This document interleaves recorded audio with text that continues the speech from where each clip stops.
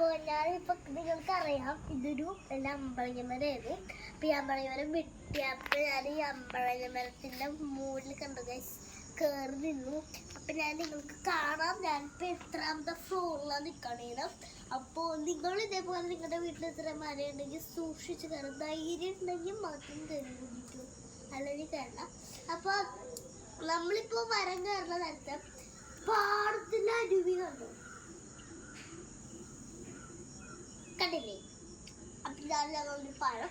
ഞങ്ങളുടെ പാടത്ത് കാറ്റൊക്കെ വെച്ചാല് ഒരു ദിവസം ഇതേപോലെ വ്ളോഗ് എടുക്കാതെ ഞാൻ കുറേ നാളായി തീരുമാനിക്കുന്നു. അപ്പം ഞാനിപ്പോൾ എടുത്തിരിക്കുന്ന ഫോട്ടോസൊക്കെ പോസ്റ്റ് ചെയ്തിട്ടുണ്ട്. അപ്പം എല്ലാവരും കാണാൻ വരയ്ക്കരുത്. പിന്നെ അതേപോലെ നമ്മുടെ ഈ ഒരു ഹൗസിൻ്റെ ഞാൻ ഇപ്പോൾ കാണിച്ചു തരാം. കണ്ടു ഗൈസ്, ഞാൻ വീട് അതിനുശേഷം നമ്മൾ കുറേ നാളെ ഞാൻ ഇതേപോലെയൊക്കെ ചെയ്യണം. വ്ളോഗ് എടുക്കണം, വ്ളോഗ് എടുത്ത് ഇത് കാണിക്കണം. പിന്നെ എൻ്റെ വീട്ടിൽ പട്ടിയുണ്ട്. അപ്പോൾ പട്ടിയുടെ കാര്യങ്ങളൊക്കെ ഞാൻ നോക്കും, അമ്മയെ നോക്കും. അപ്പോൾ അത് നോക്കി സമയമാണെങ്കിൽ എനിക്ക് വീഡിയോ എടുക്കാനൊന്നും പറ്റിയില്ല. അതുകൊണ്ട് ഞാനിപ്പോൾ ഒന്ന് വീഡിയോ എടുത്തതാണ്.